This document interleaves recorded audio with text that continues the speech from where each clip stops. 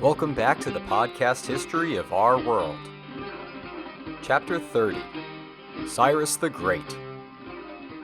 Khosh Amadid, dear listeners. Today marks the first episode we'll spend looking at the ancient Persians, specifically the man who put them onto the world stage, Cyrus the Great, called Kurush in the Old Persian.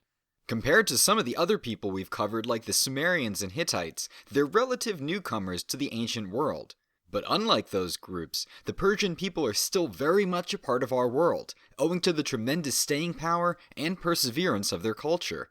And what a culture it is! Oh, I could just picture myself now, lounging back on a warm day, amidst the flora and fauna of my personal paradisa, sampling dates with honey, observing a poetry recital.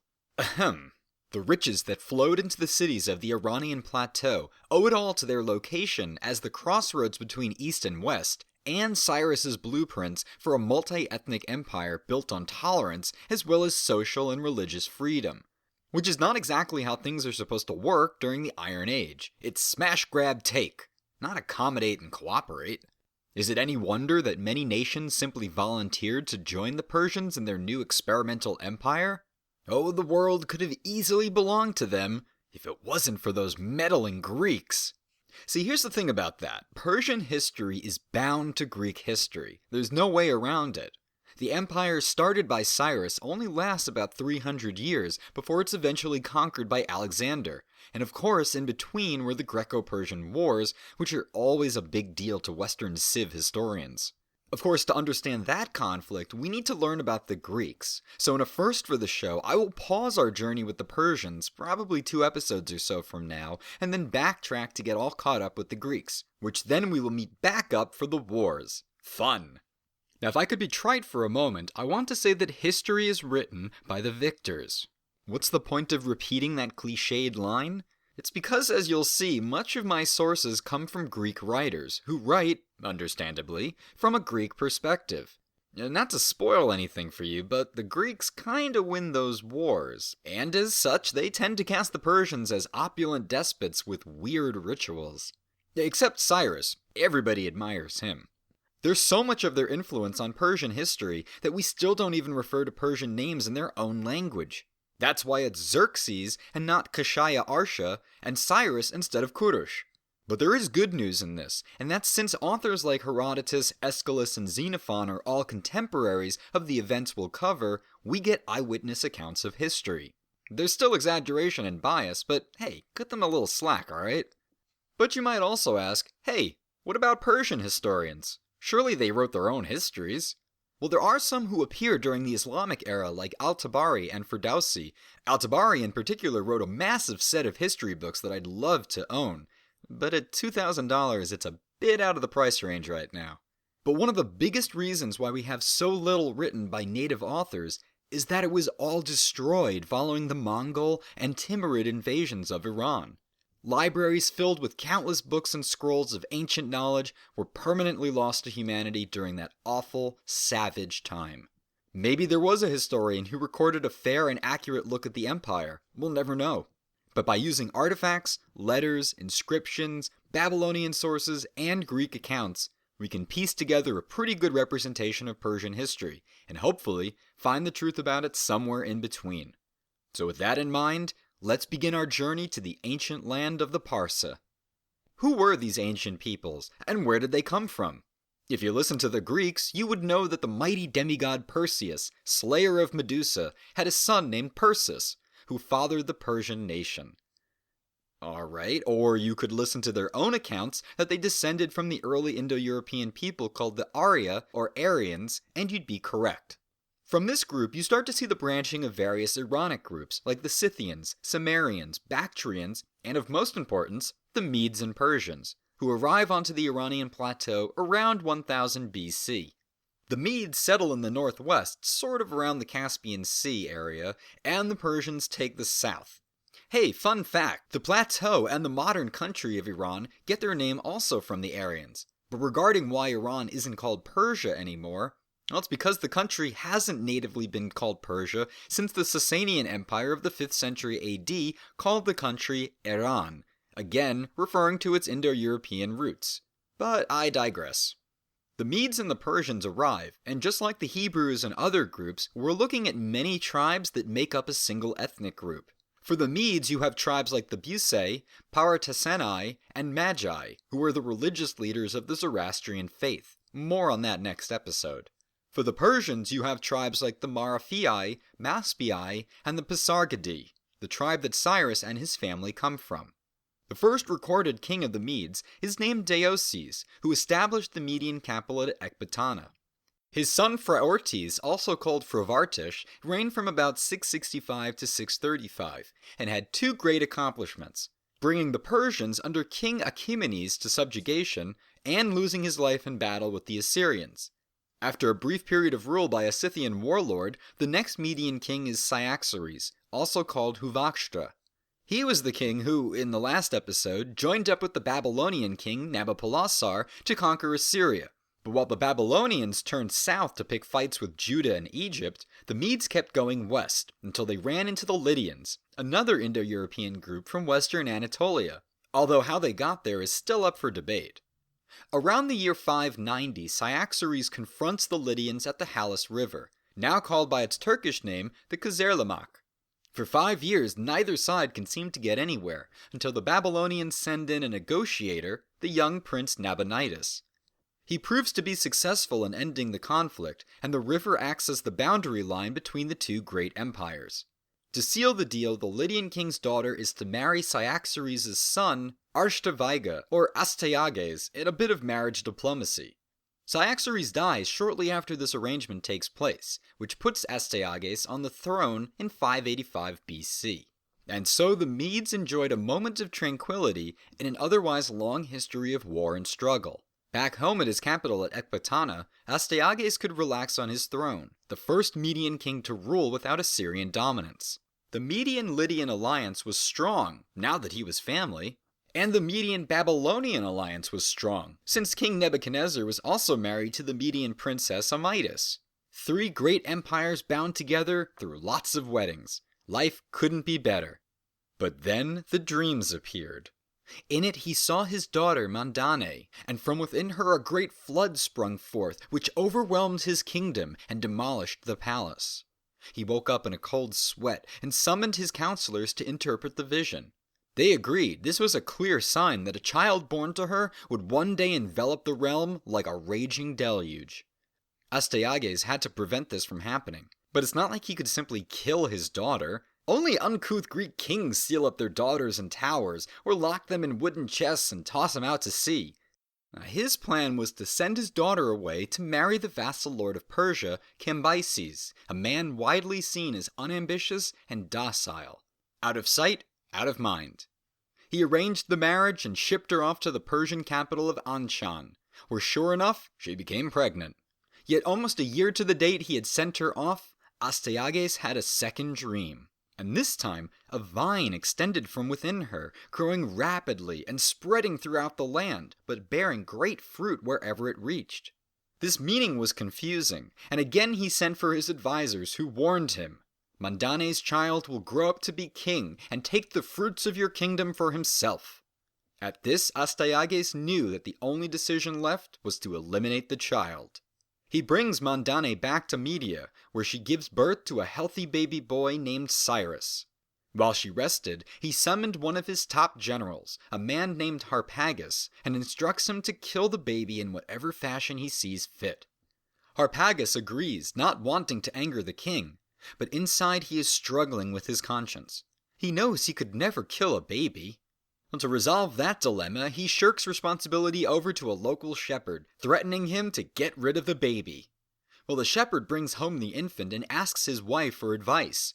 To kill the child would be a grave sin, but to disobey the king would also mean death for them. As it so happened, as these things go, his wife had miscarried earlier in the day, and she advises him to leave the stillborn baby exposed on a hilltop, and then to adopt the newborn Cyrus. And that is what happens. When Harpagus returns, he is taken to the hill where the dead baby was left, and he returns to the king with the news. Mandane was told her baby had not survived the night, and became inconsolable in her grief. Astyages, meanwhile, quietly rejoiced in the knowledge he had cheated fate, unaware that the boys still lived. Young Cyrus might have spent his whole life undiscovered and unknown, except for an incident where he was playing with other boys in the village. The name of the game was King, as in one person gets to be king and everybody else has to do what he says. When it was Cyrus's turn, all the boys obeyed his commands, except one, the son of a local nobleman. When he refused to obey a second time, Cyrus ordered his friends to hold him down and beat him up for disobedience.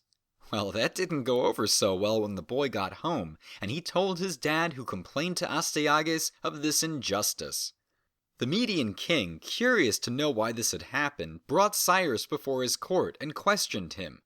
"Is this the way you, a mere shepherd's boy, dare to treat the son of one of my nobles?" But Cyrus explained, "It is true I did this, but I have good cause. We were playing king, and as I was the king and he did not obey me, I had to punish him. If I deserve to suffer for it, so be it." Astyages was surprised at the boy's candor and fearlessness, but was more entranced with the boy's unmistakable features. He told the noble to go home, and instead summoned Cyrus's adopted father to the court. He confronted him with a simple question: "Whose boy is this?" But even though the shepherd is terrified, he says that it's his own son. Astyages sighs and calls for his guards with orders to have the man dragged off for torture. Under this threat, he spills the beans. He was told to kill the boy by Harpagus, but couldn't bring himself to do it, and then explained to the king the details of that night. Astyages listened, curiously emotionless, and thanked the shepherd for his honesty. Next, he called in Harpagus and asked him, "When I gave you my daughter's child, how did you kill it?" Harpagus explained how he didn't want an infant's blood on his hands, but also didn't want to disobey his king, so he made a servant take care of it. But not to worry, he had also seen the slain child himself and knew it to be so. One might expect the Median king to explode in anger upon hearing Harpagus' failure, but instead he just smiles and extends his arms as if to welcome him. "It seems my grandson is not dead after all, and this is a fortuitous day. I regretted ordering the boy's death after seeing my daughter so saddened, but all is well now. Tonight I will be holding a great celebration in honor of his return, and I want you to be there. My only request is for you to send your own son early to keep Cyrus company and educate him of our ways." Harpagus is humbled by the king's mercy and rushes home to send his own son, 13 at the time, to the palace. But now we see the king's true nature, for he had not forgiven his general for the failure after all. When the boy arrived, he was seized and dragged into the kitchens, upon which he was butchered into pieces and roasted in a great oven. That night at the feast, while all the guests were served mutton, Harpagus was served his own son to eat, to which he did, ignorant of the sinister nature of his meal. All the while, Astyages watched his general consume his own progeny in sick fascination until finally the king asked if he had enjoyed the dinner, to which Harpagus said yes. To this the king waved in an attendant carrying a tray with a silver dome. Astyages told Harpagus to remove the lid and take home whatever else he might like, but underneath was the head and hands of his poor son. Harpagus backed away in disgust as the party ground to a dead silence, yet he also managed to keep his composure. Even after the king asked if he was aware of what he was eating, Harpagus responded that he knew, and if it pleased the king he would like to take his leave. Astyages granted him this request, to which Harpagus left to bury his son's remains. After the night's gruesome business was concluded, Astyages met with his advisors to decide how to proceed now. Murder was out of the question after all, but they assured him that the prophecy had been fulfilled by Cyrus playing king with his friends. There is no more threat from the boy. The Median king was relieved to hear this, but still sent Cyrus off to Persia just to play it safe. When he arrived at Anshan, he was welcomed with a great celebration. After all, his parents had no idea he was still alive, so you can imagine how elated they were to see their son safe and alive. He would grow up in the Persian court and be widely respected as brave, charismatic, and most of all, an honest man. He revealed to his parents Astyages' plot to kill him, and of that terrible night at the feast. They were horrified at his cruelty, but what could they do? Persia was still vassal to the Medes and the weaker of the two states. In addition, any violence towards the king would be responded to by the forces of Lydia, Babylon, and any number of other client states. Mad king or not, there was nothing they could do. Yet in a twist of fortune, Cyrus receives a sign, in the form of a secret letter from Harpagus. The Median general had never forgotten the king's brutality, and apparently that incident had also left a deep mark on the citizenry as well. Harpagus had met with numerous nobles and military leaders behind closed doors who had all promised, should Cyrus wish to mount a rebellion against Astyages, they would have his support. This was Cyrus's moment to shine, and he agrees to lead. Only problem, how do you convince the entire Persian nation to follow you? He sends out word for all able-bodied men of fighting age to join him at Anshan. Once they had gathered, at the break of dawn they were handed rough axes and picks and told to clear a massive tract of land of brush, trees, and thorny bushes. Hard and difficult work, made more grueling from the heat and the simple bread and water given to them for sustenance. On the next day the soldiers awoke to new orders. First, to take a bath because ugh! And then second, to assemble in the royal gardens, where Cyrus had prepared a massive feast for them, with roast meats, sweet fruits, honey date wine, and other fine luxuries. The men gladly partook of this treat, and ate to their fill when Cyrus stood up to address them. He asked if they were enjoying themselves, to which they loudly cheered his name. And then he asked them which day they preferred better, the first day or the second. Of course they said the second, and this is where he ties it all together. Hear me, men of Persia. If you follow me, you will enjoy ease, abundance, and luxury. If you refuse, you must remain as you are and toil as you do now. I am the man destined to undertake your liberation. Do not delay, but fling off the yoke of Astyages at once. He had their total loyalty and devotion. Barbecue tends to do that, after all. Back in Media, Astyages caught wind of this uprising and sent word to Cyrus demanding he return to the capital at once. Cyrus casually replies that he'd be there much sooner than the king would like. Astyages is furious at this betrayal and has his counselors impaled on stakes and placed outside the palace. Now whether in blind anger of the rebellion or simply because he forgot, but Astyages appoints Harpagus as commander of his forces. Not the smartest of moves, because as soon as Cyrus confronts him on the battlefield, Harpagus simply takes most of his soldiers over to the Persians. Those remaining Median troops either choose to fight it out and die, or taken prisoner. With a clear shot to the palace at Ecbatana, Cyrus's newly combined army easily overtakes the remaining defenders, and Astyages is captured alive in 550 BC. You gotta imagine how good Harpagus felt standing over the defeated king. But true victory belonged to the young Cyrus. Media was his, as was all its holdings in Assyria, Armenia, and eastern Anatolia. The Median people gladly accepted him as king, having grown tired of Astyages' cruelty. Ever the honorable warrior, Cyrus kept his grandfather alive and treated well, although once when he was summoned to Cyrus's court in Persia, he was found mysteriously dead in the forest. The crime was blamed on an overzealous Persian soldier, but there was some muted suspicion of the king's hand. And so Cyrus took down the Median kingdom and replaced it with his own.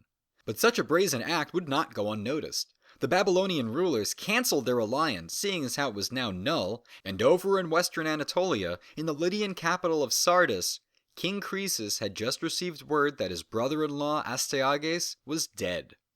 Though the expression has declined in usage in modern times, as rich as Croesus used to be a widely understood saying. The Lydians had a near monopoly on trade to Greece and beyond, and as future kingdoms and empires would find out, controlling the Bosphorus, the strait that divides Europe and Asia, is like sitting on a gold mine.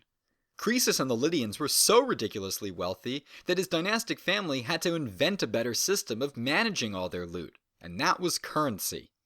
Lydian coins, which are commonly minted of electrum, a naturally occurring alloy of gold and silver, are the first of their kind, stamped with a royal seal that guaranteed purity.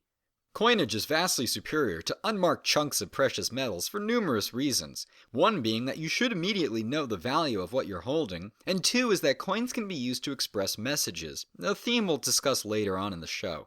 Anyway, when King Croesus received the news of Astyages' death, he was no doubt relaxing in a swimming pool filled with gold coins. Cyrus's ambitions could prove troublesome if he gained the upper hand, and he decides the best course of action is to make the first move against the Persians. But like so many other bold decisions in the Greek world, you just can't go out and do whatever you want. You need to consult the oracle, and the best in the business is the oracle of Apollo at Delphi. Sitting on her tripod, breathing deep subterranean fumes from a crack in the ground, the oracle had the ability to ascertain the whims of the gods, provided you brought an acceptable amount of payment, of course. Well, you know that money is no concern for Croesus, and he loads up scores of wagons laden in treasure. Sacrificial animals, a silver jug big enough to hold 3,000 gallons of wine, golden cups, urns, marble sculptures, even a golden statue of his baker. Supposedly she had saved his life as a child. All this he gave to the oracle to answer one question. Is it wise to proceed against the Persians? And if so, is it best to seek the help of allies? To which she famously replied, "If Croesus attacks the Persians, he will destroy a great empire. Seek out the most powerful of the Greeks and come to an understanding." Alright, sounds good. And the most powerful of the Greeks, well, that could only be the Spartans, fresh off their victories in the Peloponnese. Croesus forms an alliance with them, buys an alliance with them, and the Spartans promise to come to the Lydians' aid should the need arrive. Convinced that the gods had blessed his endeavors and all his affairs were in order, Croesus sets out to cross the Halys River and make his way towards Cyrus. If he had hoped for the element of surprise, he would be disappointed, for Cyrus had already marched out to meet the Lydians, having heard of their plans.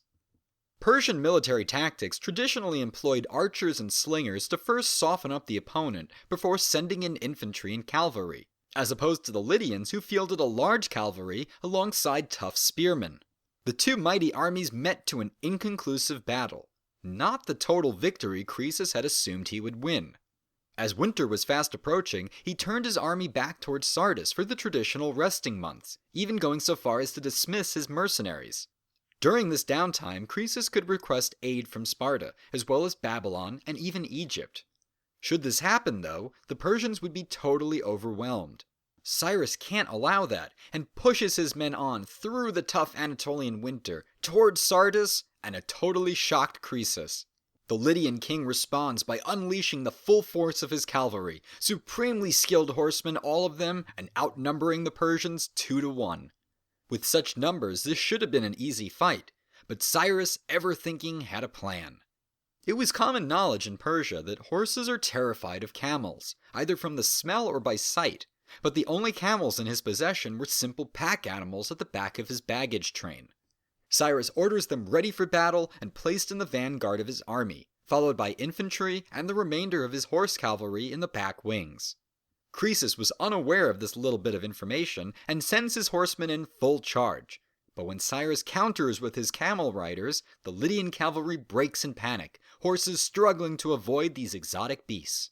The Lydians dismount rather than waste time trying to regain control, but while the Persian infantry engages them, their cavalry swoops in from the back and attacks. Cyrus had achieved a stunning military victory. Stunned in defeat, Croesus hurries back to his fortress at Sardis to seal himself up and prepare for the inevitable siege. Sardis was built to be impregnable, as the only way in was through the front gate. The rest was tall hills with heavy fortifications. Its only undefended point was the rear, which overlooked a sheer cliff wall, making it seemingly impossible to climb. Impossible if you hadn't been raised in the mountains of the Iranian plateau. Cyrus's bravest fighters scaled the wall by cover of darkness and took the city by surprise, capturing the Lydian king in the fighting. Cyrus orders Croesus and 14 of his nobles bound and placed upon a giant pyre. But as the torchbearer approached, Cyrus was suddenly overcome with empathy. Was not Croesus much like himself? A king who had the same ambitions, the same passion to advance his people? Is it right, therefore, for an equal to suffer such a fate? Seized with this newfound compassion, he orders Croesus to be brought to him for a chat. "Why, Croesus, who or what persuaded you to march on my country and be my enemy rather than my friend?" To which he replied, "The luck was yours when I did it, and the loss is mine. The god of the Greeks encouraged me to fight you, and the blame is his.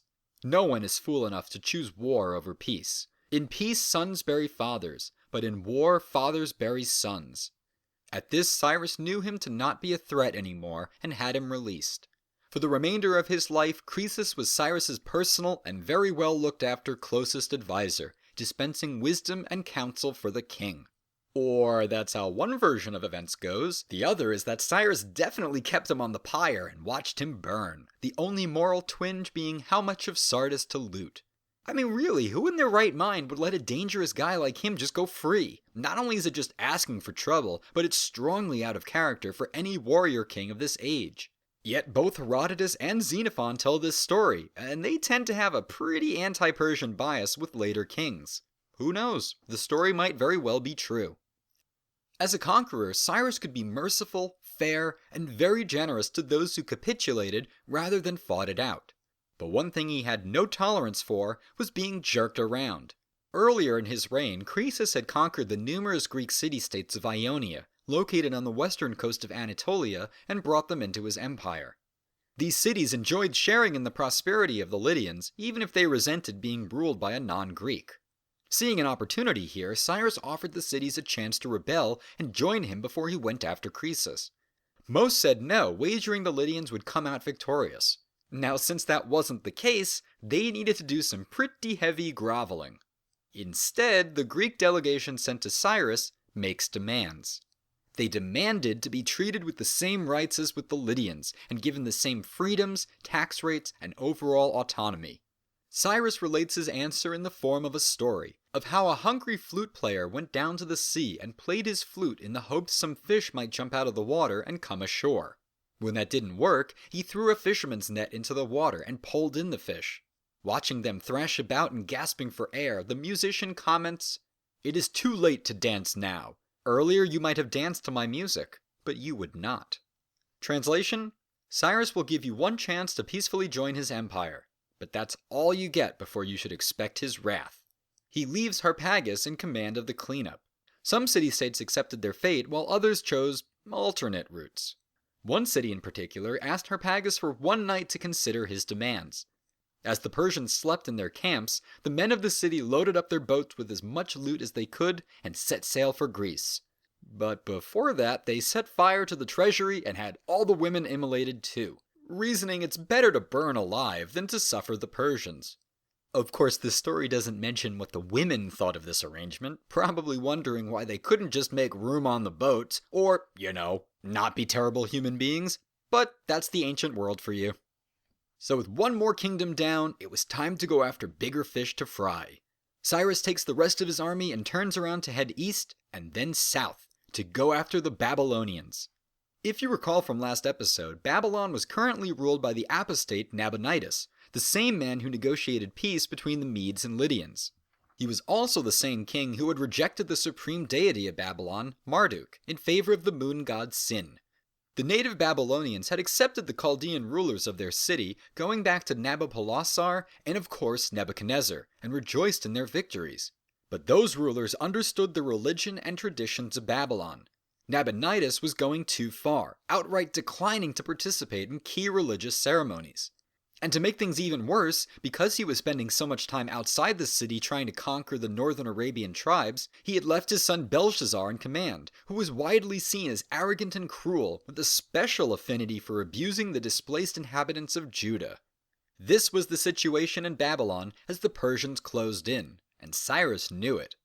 He had a message snuck into the city essentially saying that Marduk had granted him his blessings to free the Babylonians from these usurpers. All they need to do is give him their support. They respond how they would love to, but they cannot risk an open rebellion. The city was under guard by Belshazzar's personal forces, who would easily quell any revolt, and siege tactics would not break the city's defenses. The Assyrian king Esarhaddon might have rebuilt Babylon after his father Sennacherib destroyed it, but Nebuchadnezzar had transformed it into a siege-proof fortress, complete with those famous thick repeating blue walls and archer towers. So the best way to describe the city is to kind of zoom out for a bird's eye view. First, I need you to picture the Euphrates River. Okay, now on one side of the river are the royal quarters, where the palace, major temples, observatory, and, assuming it was real, the hanging gardens would be. On the other side of the river, connected by a fortified walkway, was the main city, with dwellings, shops, and the like.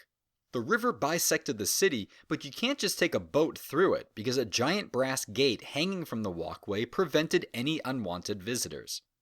Cyrus's march towards Babylon had already brought him into confrontation with Nabonidus, but the Persians, already veterans from 2 wars, had no trouble disposing of the heretic king. Taking the city, however, would be much harder.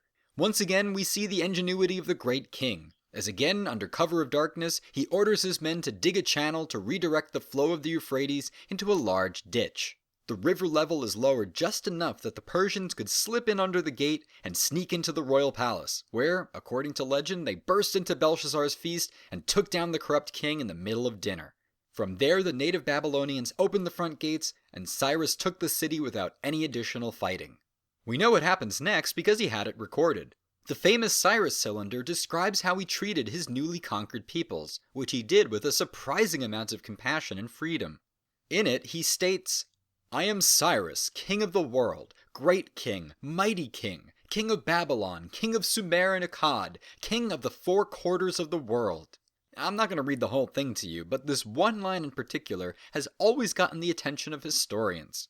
From Ashur, Susa, Akkad, Eshnuna, from Gutium to the holy cities beyond the Tigris, whose sanctuaries had been ruined, I returned their gods who had resided there. I gathered all their inhabitants and returned them to their dwellings. That last line specifically has been used to corroborate the account of Cyrus's proclamation that all the Jews in Babylon were allowed to return to Jerusalem and rebuild the temple, even being allowed to take back much of the treasures that Nebuchadnezzar had looted. Could this really have happened? Well, keep in mind that much of the Old Testament was written during the captivity in Babylon, so if you want first-hand accounts, here you go. But then again, this could also be a propaganda move by Cyrus to bolster his claim to territory in Judah. Well, regardless of what we think, for this deed, Cyrus is a very rare figure in Jewish tradition, a Gentile who is given the honorific of Messiah. The rest of the cylinder essentially guarantees religious freedom to all within his empire, and the permission for any wrongfully enslaved people to return to their homeland. I say wrongfully because at this time in human history there is a rightfully kind of slave, but let's not squabble over details. The Cyrus cylinder is a beacon of light in an otherwise dark time. The UN even went so far as to call it the world's first human rights charter. And if you want to check out a translation of it, I've got a link up at the website. Okay, so, having successfully conquered and assimilated 3 of the 4 great empires of the Near East, only Egypt remained. But Cyrus did not continue on to the Nile. Instead, fresh off his victory in Babylon, he returned home to Persia, and kept going east to see what other Iranian tribes he could bring under his banner. The Parthians in northeastern Iran, close cousins to the Medes and Persians, gladly agreed to join Cyrus's new empire, as did the Bactrians in what is now Afghanistan. But other tribes needed to be convinced by the sword, and many different Scythian nations, referred to as the Sakha in Old Persian, fought back hard against his push. And then there were the Masagatai, located east of the Caspian and what would now be Turkmenistan, Uzbekistan, and Kazakhstan. These were ferocious warriors who worked in brass and gold, drank horse blood when thirsty, and would whip themselves into a frenzy of song and dance by throwing cannabis plants into a bonfire. Do these guys know how to party or what? Maybe that's why Cyrus wanted them to join him so much. He pens a letter to their queen, a warrior named Tamiris, or Tamraish in the Old Persian, who would become leader of her people after her husband's death. Cyrus offers to marry her and combine their 2 nations into one, but she would have none of it. The Masagatai would always remain free. Well, human rights charter or not, Cyrus only gives you one peaceful chance to join him. After that, he will not be denied. He brings the Persian army into her territory, crossing over the river Araxes, which marked their borders. Having learned that her son Spargapises was preparing an attack, Cyrus devises another cunning plan. Isn't he just full of them? He orders a small contingent of soldiers to stay behind and guard all of the supplies of wine and ammunition, while the main force sets up an ambush. Spargapises and his warriors easily scatter the Persian defenders and proceed to help themselves to the vino, which they become quite intoxicated off of. The bait taken, Cyrus pounces and scores an easy victory off the drunken soldiers, capturing the Masagatai prince alive. When word got back to Tamiris of this, she sends him a dire warning. "Glutton as you are for blood, you have no cause to be proud of this day's work. Listen to me and I will advise you for your own good. Give me back my son and get out of my country with your forces intact and be content with your triumph over a third of our land. If you refuse, I swear by the sun to give you more blood than you can drink for all your gluttony." It's one thing to beg for mercy, but to continue to threaten and test the great king's patience? Cyrus would not be turned away, but nor was he insensitive to the request of a mother. He releases Spargapises from his chains, but no sooner had he done so than the prince found an unattended spear and plunged it into his gut, killing himself. Uh-oh. Tomyris flies into an anguish-fueled rage over the death of her son, and mobilizes every single warrior at her command to move down upon the invaders. A violent and bloody battle took place, with the Persians failing to gain the upper hand. At the end of the day, however, it was the Massagetai who stood victorious, and Cyrus, the king of kings, Shah, was dead after a reign of 29 years in 530 BC. Finding his corpse amongst the dead, Tomyris grabs him by the hair and hacks off his head. "I promised you your fill of blood, and you can have it." She then filled up a wineskin with the blood of Persian soldiers and plunged the severed head into it, saying, "Drink, insatiable monster, till your murderous thirst is satisfied." And then she returned his body and head to the remaining Persians for a proper burial. And once again, that's only how one turn of events goes. The Babylonians say he died peacefully at his palace in Anshan. But come on, that's so boring. Peaceful, but boring. Cyrus the Great had transformed the Persian people from tribal vassals to the fiercest, organized, most revolutionary nation the world had yet to see. He saved the Medes from a barbaric king, delivered the Lydians from greed, restored religious freedom to Babylon, and released the Jews from their bondage. And along the way had created an empire that stretched from Anatolia to Judah, Armenia, and Afghanistan. He sure was great. Or you can look at it that he killed his grandfather, the rightful king of Media, possibly burned Croesus alive, and conquered the Lydians, a people who didn't want to be conquered. Not to mention that while he freed the Jews, Judah was now a Persian province, and he lost his life attacking a people whose only crime was not wanting to be part of the Persian Empire. So which version of history do we accept? Well, that, dear listener, is for you to decide. Do his noble deeds outweigh the bad? Can the ends justify the means, in that by removing all these petty emperors and rulers and organizing the land under one king, one Shah, is it better in the long run? And why, for that matter, do so many in the West, even dating back centuries ago, look fondly upon the conquests of Alexander the Great, but sneer upon the Persians and their own deeds, as if the two were somehow different? These are questions I want you to answer for yourself. When we return, we'll be taking a look at the short reign of Cyrus's son and successor, Cambyses II. He made a pretty big contribution to the Persian Empire, but his story ends fairly quickly. It'd be kind of a short episode if we just talk about him, so I'll also be discussing another central figure in Persian history. A man whose teachings on good and evil have influenced numerous religions and philosophies, whose followers once numbered in the millions, but in recent times are but a shadow of their former glory. Yet the fire of their faith still burns brightly, banishing the darkness and revealing truth and light to the world. Thus spake Zarathustra, next time on the podcast History of Our World.